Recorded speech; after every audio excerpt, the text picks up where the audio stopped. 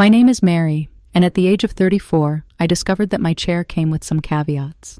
At my parents' 35th anniversary party, my father pointed me to the garage, saying it was only for extended family. He smirked as he said it. Every cousin, uncle, and in-law had a golden place at the main table, including the one who had stolen my grandmother's. I was the sole person standing in a doorway that smelled of motor oil. But here's something neither of them knew. The slender item I was clutching under my arm, wrapped in silver paper, was worth more than all of the centerpieces on the table combined. And what I did with it emptied their home in 3 weeks. Where quiet people finally set the table on their own terms, and those who took them for granted discover how much that table is worth.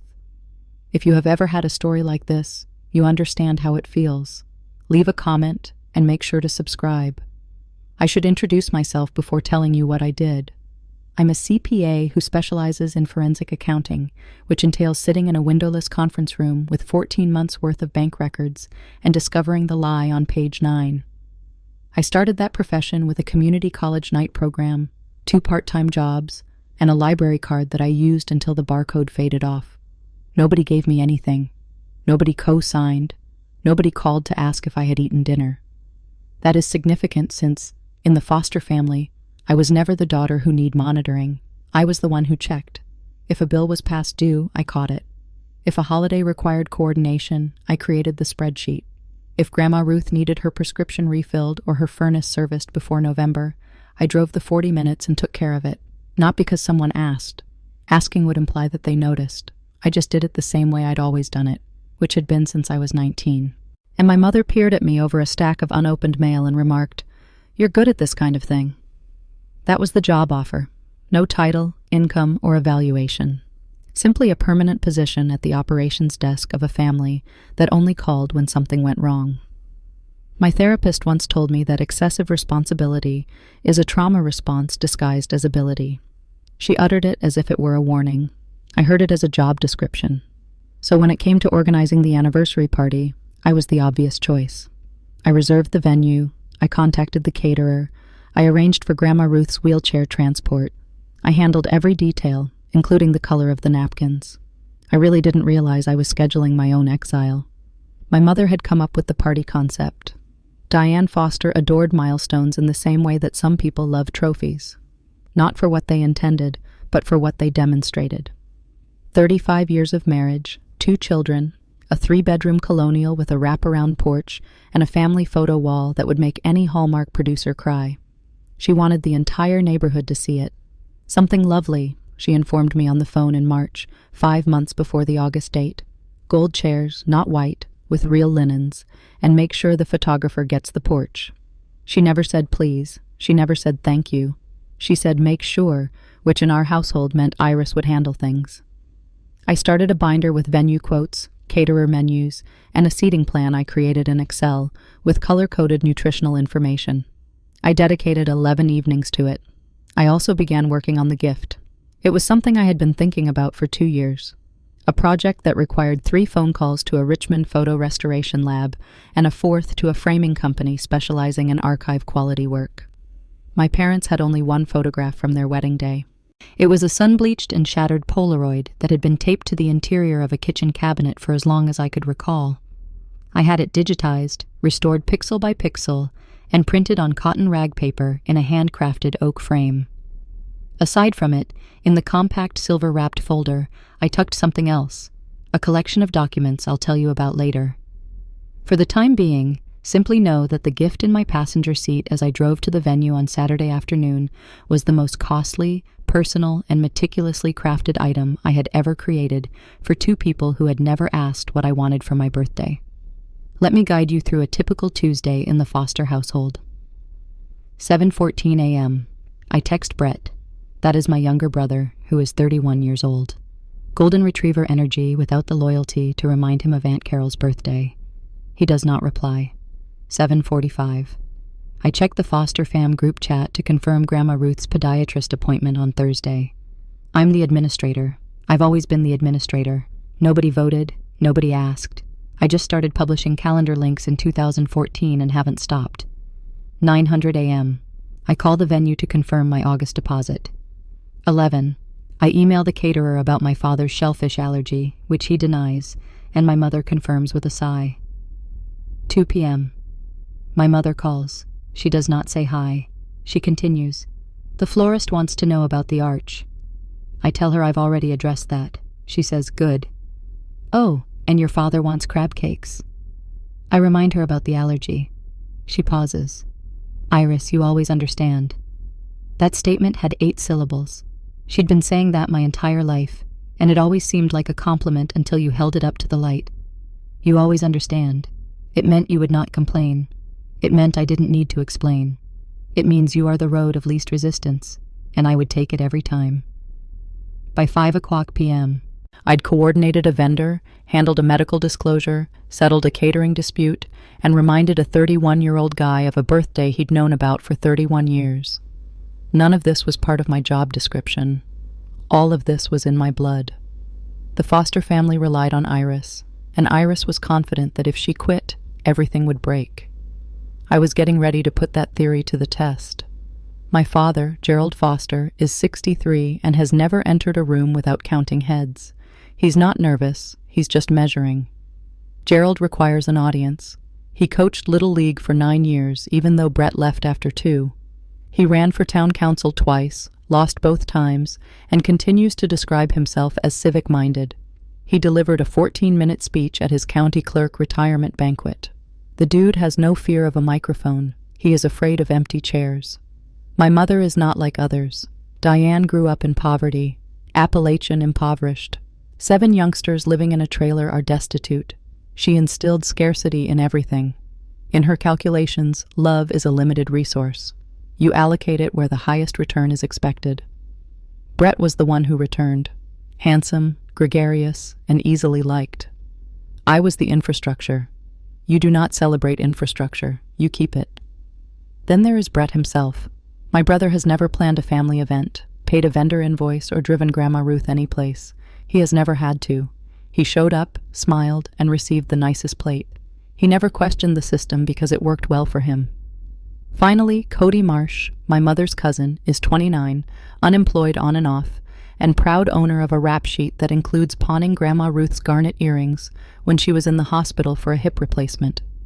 My Aunt Deborah urged Diane to forgive him. Diane did this because family is family.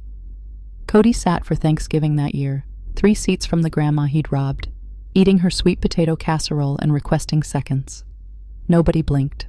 That was the architecture. Gerald needed witnesses. Diane assigned love based on ROI. Brett received dividends and Cody was pardoned. I received the spreadsheet. There is a cabin on Lake Monacan about 90 minutes west of our home. It belonged to my grandfather Harold, who died in 2011. Cedar walls, a stone fireplace that leaned slightly to the left, and a pier that creaked like a song if you were 9 years old and didn't know any different. Every Foster holiday worth remembering occurred there. On the 4th of July, there were sparklers on the dock. Thanksgiving with steamed windows from Ruth's cornbread. Christmas morning, the lake is frozen gray behind the tree. When Harold died, Gerald and Ruth shared ownership of the cabin. And when Ruth moved into assisted care, Gerald took over the majority. Mostly because Gerald forgot to do what Harold advised him to do, pay his property taxes. By 2019, the cabin was 3 years delinquent. The county had sent 2 notifications. Gerald tossed them away. In 2020, a tax lien notification appeared. I discovered it in the recycling bin, below a pizza box. I did not seek permission. I contacted the county assessor, established a payment plan, and paid off the entire balance, including the penalty and additional charge for the septic system over the course of 4 years. In total, I paid $1,400 from my personal account in quarterly installments. I saved every receipt. I mailed Gerald a certified letter proving each payment, returned the green cards, and stored them in a folder among the canceled checks. He never signed for any of them. Diane did it twice. Neither of them made a call. Nobody asked, so I didn't tell anyone. And in the foster home, not asking meant not caring. The cabin remained open. The dock kept squeaking. Every Christmas, Gerald stood by the fireplace and recited the same story of Harold, who built it himself. He never said who kept it standing. It was one of those details I kept hidden, like a deed folded into a wallet pocket, waiting for the day it mattered. On the Wednesday before the party, I sat at my kitchen table and put the final piece into the silver folder. The restored wedding photo is crisp, color-adjusted, and mounted on an acid-free backing. Below it are the cabin documentation, a paid-in-full tax certificate, copies of every canceled check and certified postal receipt, and a handwritten card.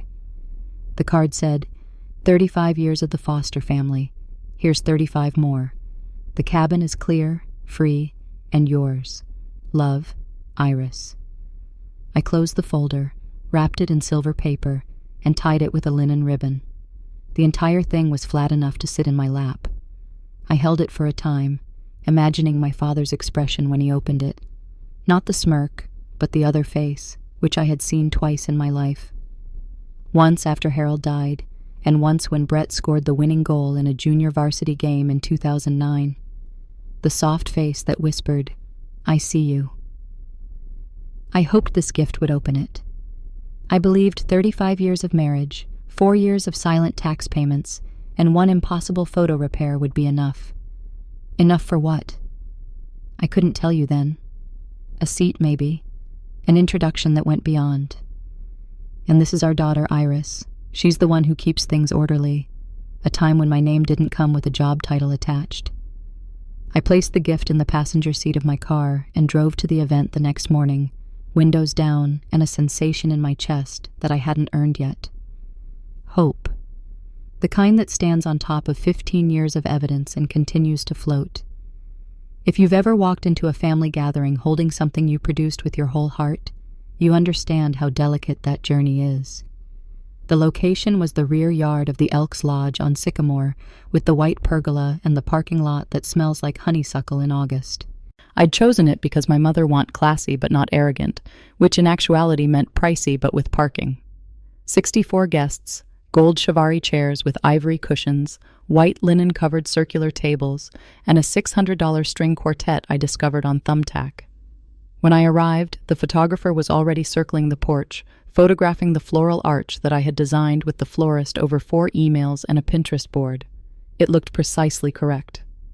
I took the gift under my arm and proceeded through the side gate, past the bar, the catering tent, and the guest book counter I'd set up the night before. Everything was in place. Everything I touched was running. I looked at the seating chart attached on the easel near the door. Table 1, Gerald, Diane, Brett, Aunt Deborah, Uncle Martin, and Grandma Ruth. Table 2, the Marshes, includes Cody. Tables 3 through 8 include neighbors, church buddies, and colleagues. I slid my finger across each card. Table 4, Table 5, and Table 6. My name was not on any of them. I checked again. I checked the back row seats, the overflow section by the pergola, and the children's table, which had yet to be assigned to a child. Nothing. My name did not appear on the seating chart I had created. I stood there with the silver gift in my arm, a photographer clicking behind me, a string quartet warming up 30 feet away, and a seating chart that had no idea I existed. Then my father strolled up, grinned like a delivery man, and pointed to the garage. The garage was connected to the lodge by a breezeway that smelled of aged concrete and WD-40. It was not part of the event space. It was where they kept folding tables, traffic cones, and a riding mower with a flat tire. My father took me to the entrance as if it were usual, his hand on the small of my back in that half-guiding, half-pushing motion he used when he wanted to move you without being seen. Inside, there was one white plastic folding chair with metal legs that pinch your thighs if you sit wrong. It was placed between a paint-stained workbench and a stack of orange traffic cones. There is no table, no place settings, and no name cards. The fluorescent tube overhead hummed at a rate that made my teeth hurt. There was a mitten-shaped water stain on the ceiling. I observed these things because I was not looking at my father. If I looked at him, I would have noticed the sneer. If I'd seen the smirk, I'd have had to determine what to do immediately now. And I wasn't prepared. "It is only for extended family," he explained. 5 words. He explained them in the same way you would describe a seat upgrade on a flight, as if it were a policy rather than a personal matter. It was as if the garage was business class and the garden was first, and I hadn't earned the points. I could hear the quartet start up through the wall. Vivaldi. I'd chosen that piece. I emailed the quartet leader 3 variations of the set list before settling on one, and now I was hearing it through Cinderblock, standing next to a lawnmower, clutching a gift I'd spent 2 years constructing, as my father fixed his cufflinks and returned to his gold chair. When I sat down, the chair immediately pinched. I placed the gift on my lap and stared out the open breezeway into the garden. About half of the tables were visible from that vantage point. I could see Aunt Deborah fixing her shawl. I could envision Brett arriving late with a bottle of wine he had not chosen for himself. I could imagine Grandma Ruth in her wheelchair at table 1, her hands folded in her lap, her gaze sweeping the garden like she always did, seeking for me. I could also see Cody Marsh at table 2, sitting back in a gold chivari chair with his legs spread wide, laughing at something Uncle Martin said. Cody had taken Grandma Ruth's garnet earrings, which Harold had given her in 1974, and pawned them at a Route 9 shop for $2.15. Cody had never apologized since Diane had ordered everyone to move on. He has been through a lot. Cody owned a gold chair. Cody held a place card. Cody had a champagne flute, a cloth napkin, and a view of the floral arch I created. I had a folding chair next to a can of Rust-Oleum. The quartet played through a wall. Guests clinked their glasses. Someone made a toast that I couldn't hear.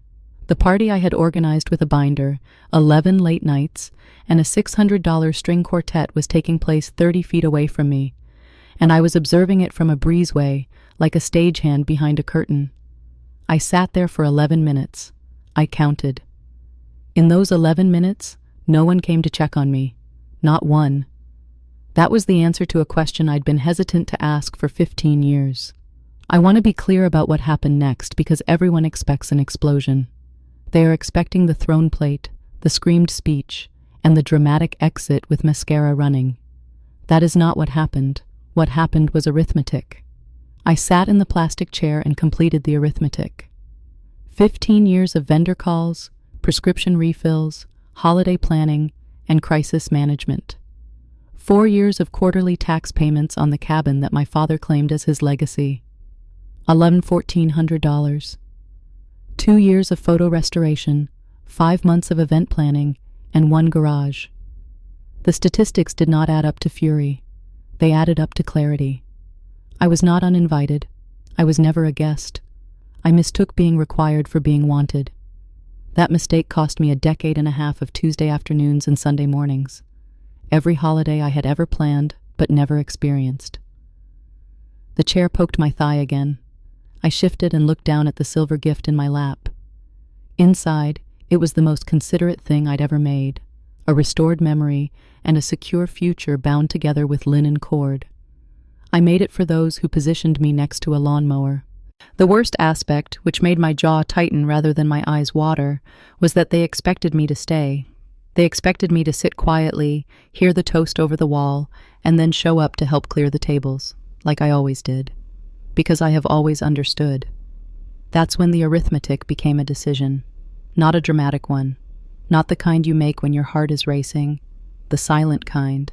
The kind that sounds like a lock turning into a door you didn't realize you had the key to. I stood up.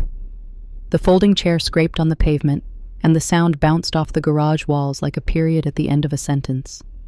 I took the silver gift, slipped it under my arm, and proceeded through the breezeway to the garden. I did not run. I did not stomp.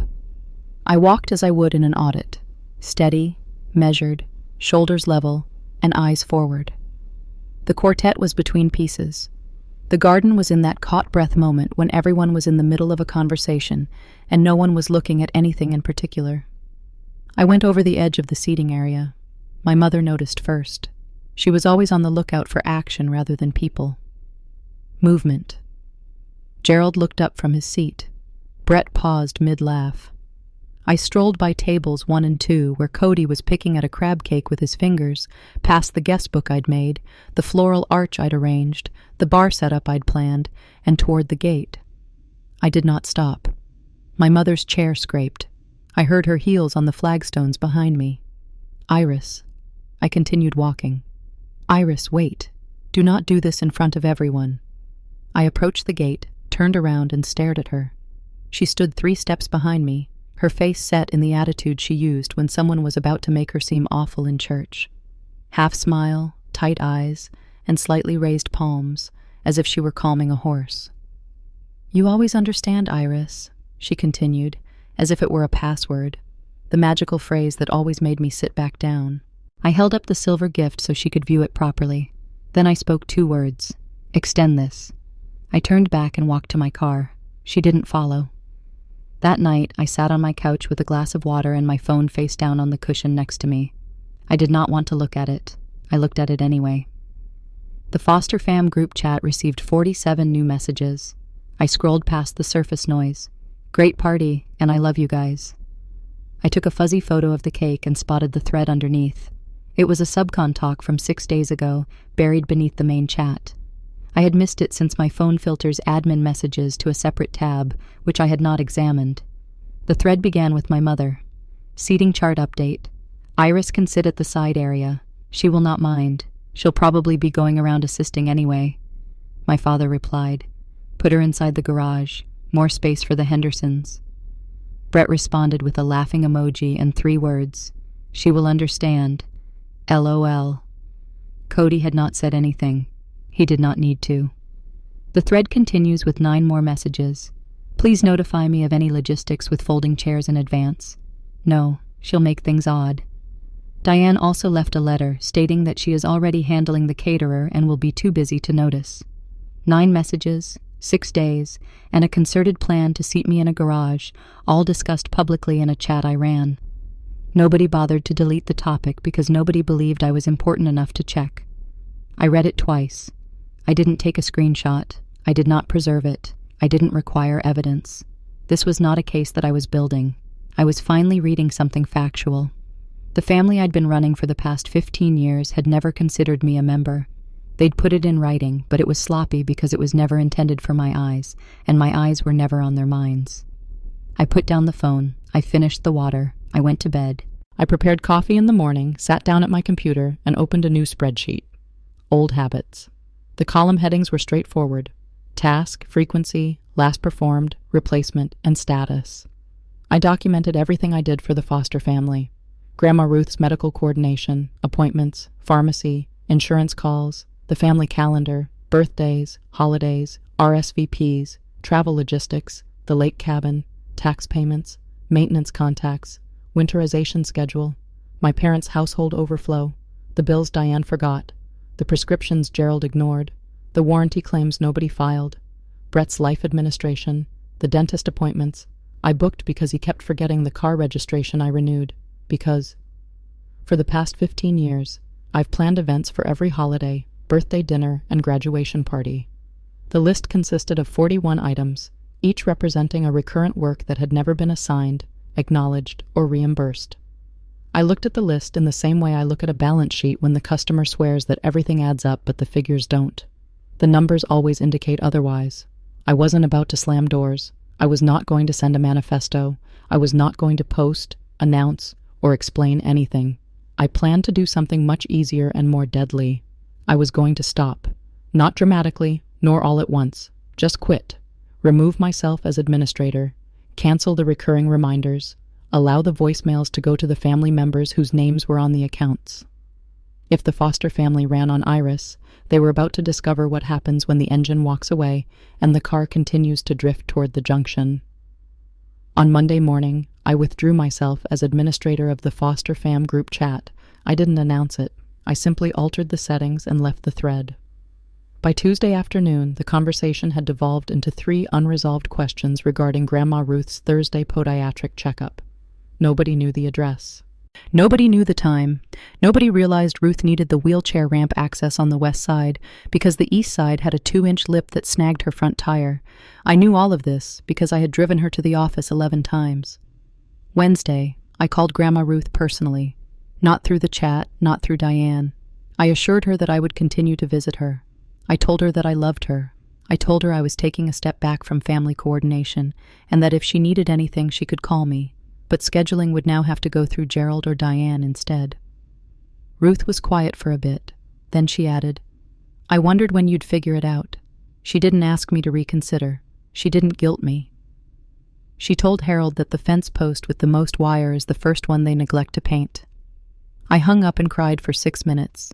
Then I paused and called the venue to have the remaining invoice forwarded to my mother's name, the caterer, the photographer, and the string quartet. I passed each vendor contact, outstanding balance, and follow-up item to the persons whose party it was. I did not explain why. I simply stated, "I'm no longer the point of contact." Most of them halted. One of the caterers commented, "Oh, I thought you were in charge." The foster fam group chat was silent for 3 days. Nobody made a post. Nobody asked me where I went.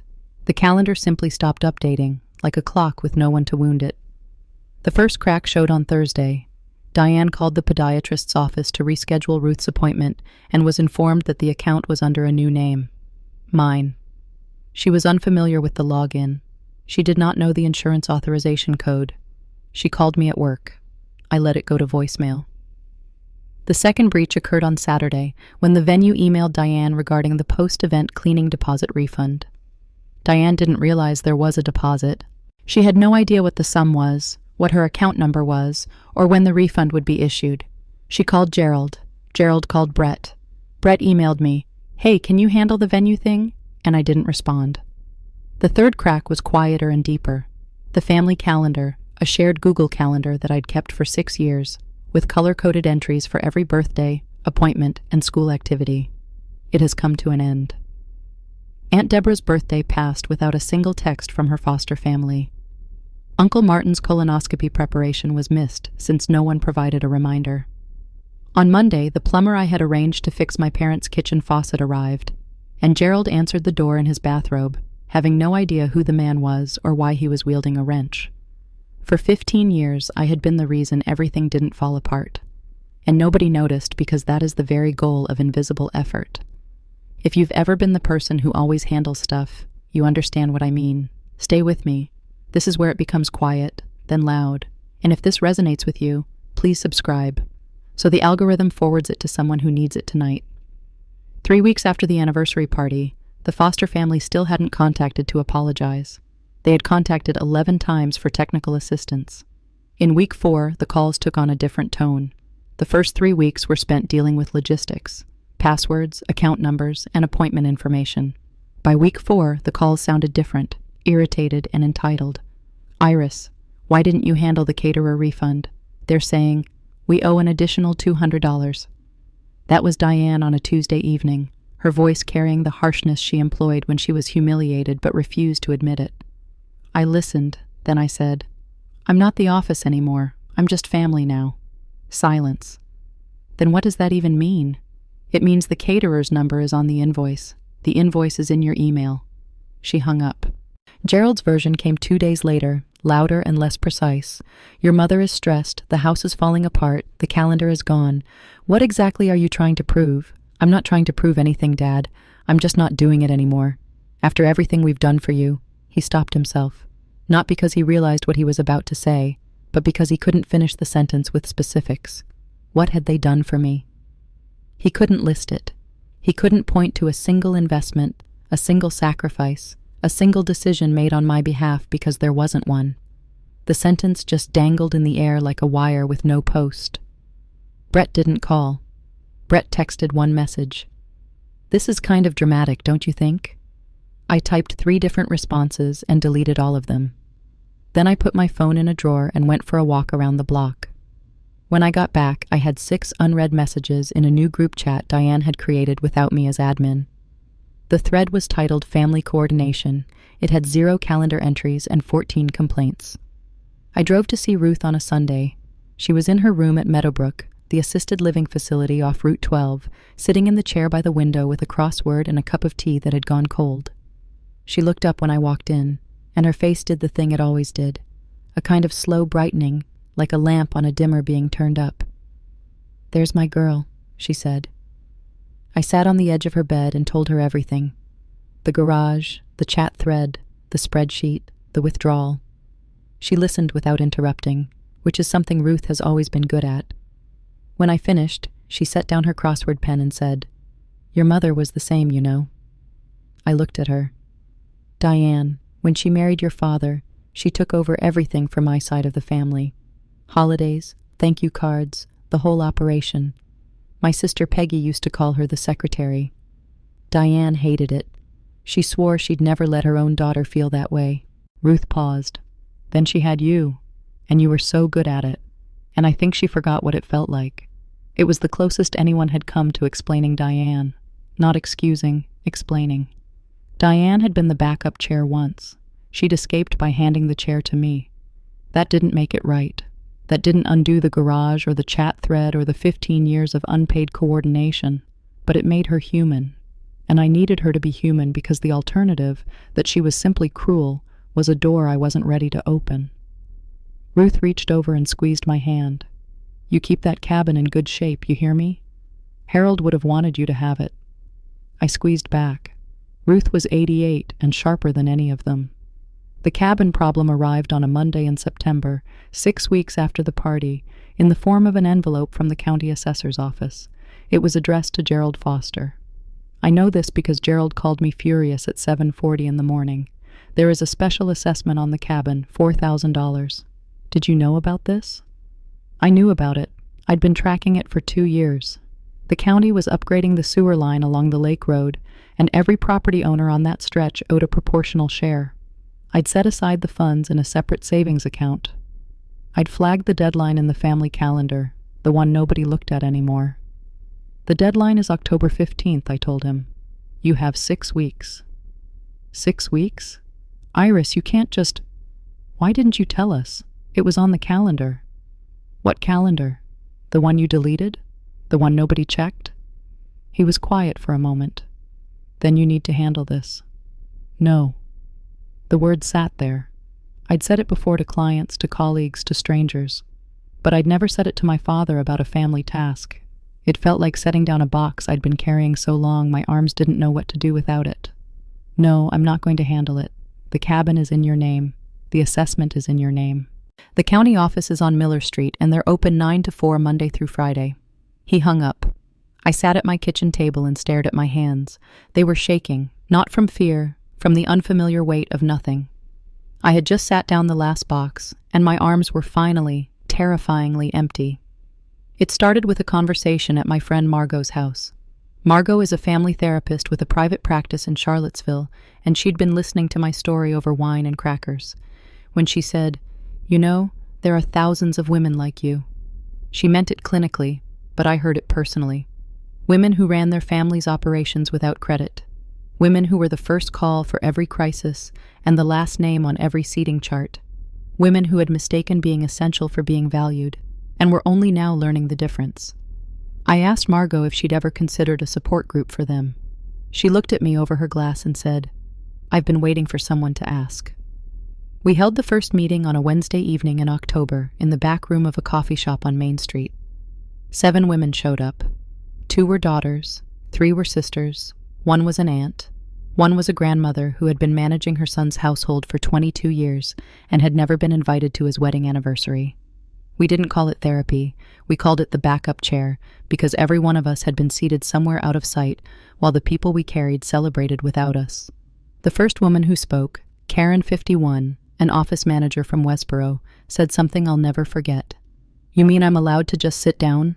She said it like she was asking permission to breathe.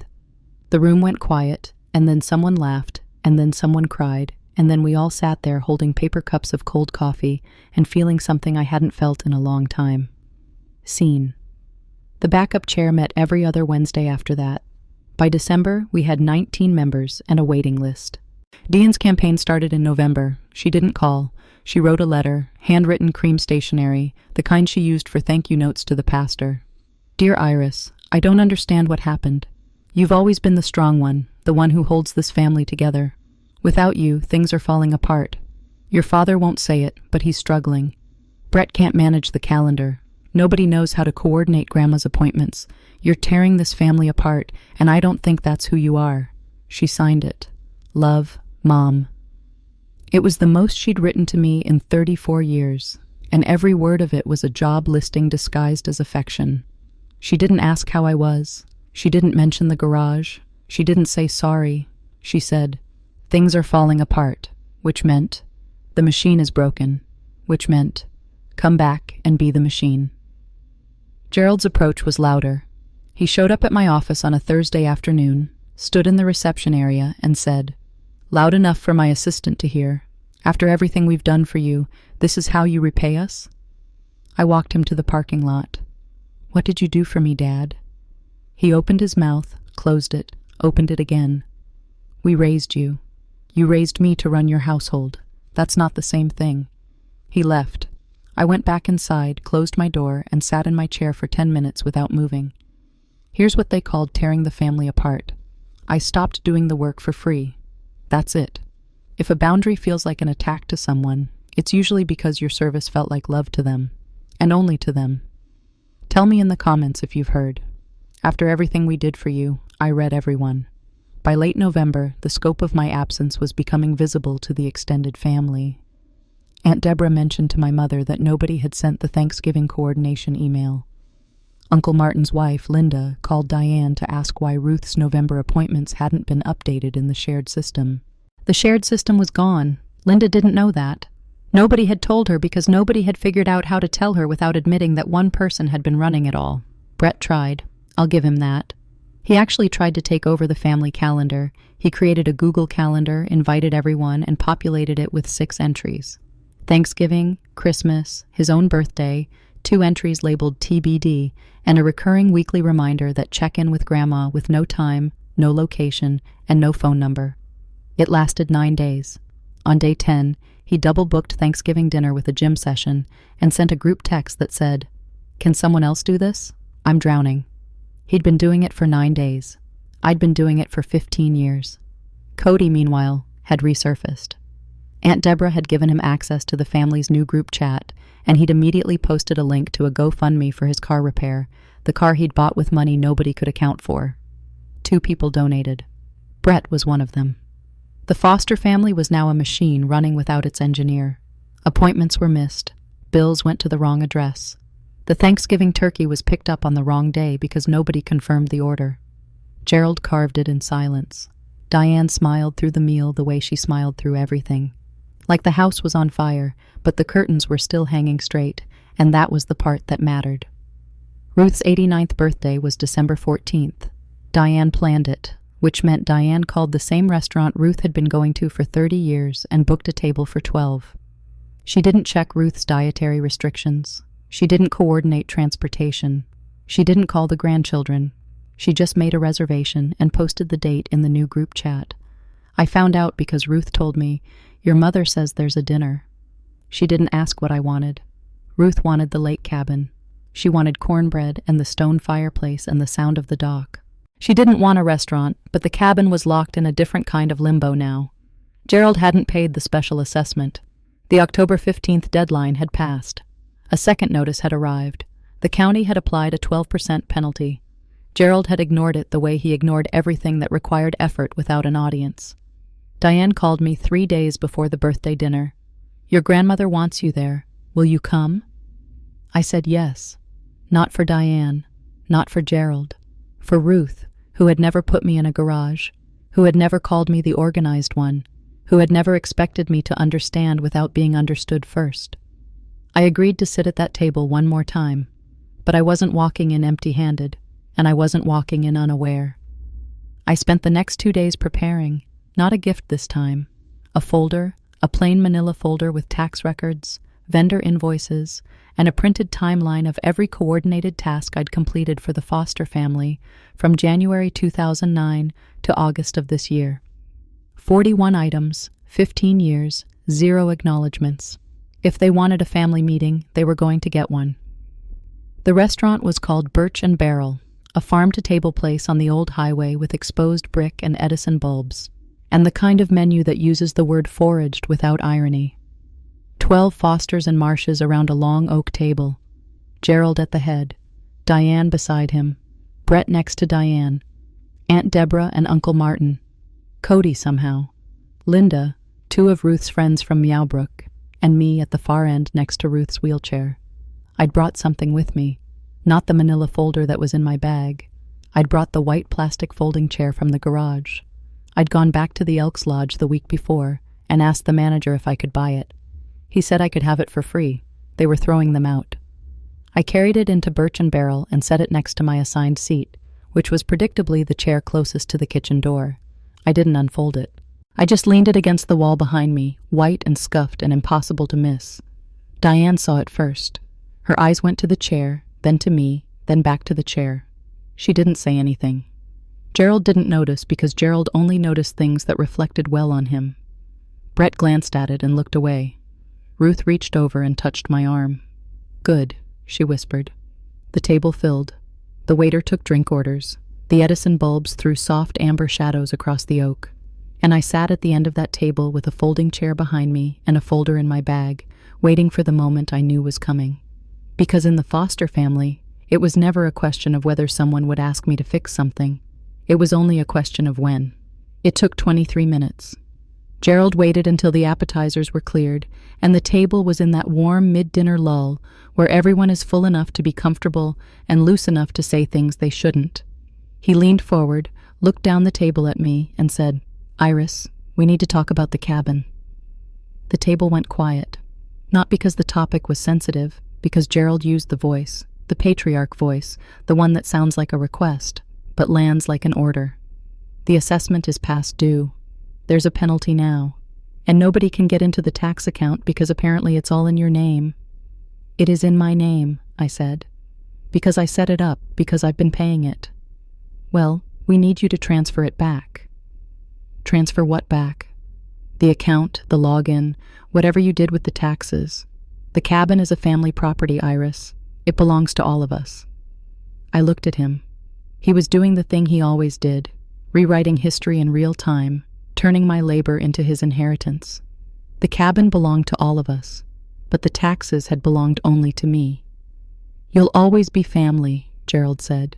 And here it came, the sentence that revealed the architecture. "When we need you," he said it like a compliment. He said it the way you'd thank a handyman for showing up on short notice. Around the table, faces shifted. Aunt Deborah looked at her plate. Linda looked at Uncle Martin. Brett looked at his phone. Cody looked at the bread basket. And Diane looked at me with the expression she always wore when she knew something was about to go wrong, but hoped that if she smiled hard enough, it wouldn't. I reached into my bag and set the manila folder on the table. I didn't stand up. I didn't raise my voice. I opened the folder and turned it so the table could see. "This is a list of every task I've done for this family since 2009, I said. 41 recurring items. Medical coordination for Grandma Ruth, appointments, insurance, prescriptions, the family calendar, every birthday, every holiday, every RSVP, event planning for every party, every dinner, every graduation, vendor management, household overflow, Brett's car registration, Dad's prescriptions, Mom's warranty claims." I turned the page. This is the cabin. In 2020, I found a tax lien notice in the recycling bin. You owed 3 years of back taxes plus penalties. I paid it $1,400 over 4 years. I sent certified letters documenting every payment. Returned. Your mother signed for 2 of them. The receipts are here. I turned the page again. And this was your anniversary gift.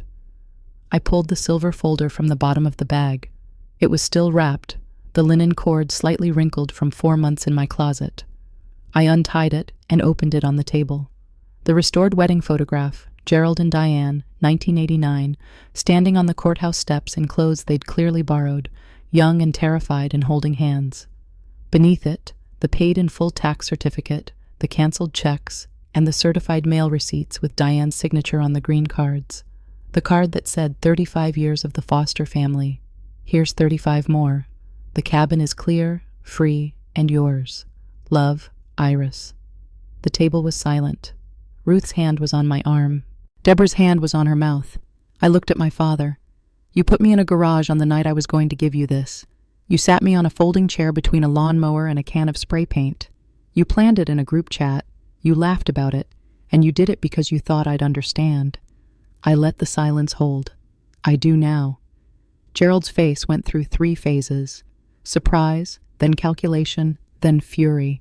The calculation was the part that mattered, that half-second where he was deciding whether to apologize or attack. And the needle swung to attack because apologizing would mean admitting the garage was wrong, and admitting the garage was wrong would mean admitting the system was wrong, and the system was Gerald. "You're twisting this," he said, his voice rising. You were supposed to be part of the setup, Iris. You were helping. Nobody put you in the garage as punishment. You were in the garage because that's where the extra chairs were, and you always pitch in. There was one chair, Dad, and you smirked. His neck went red.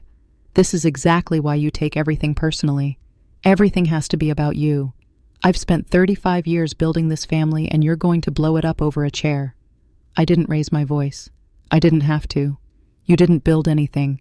I built it. You showed up. The table flinched. Gerald stood, his chair scraped against the hardwood.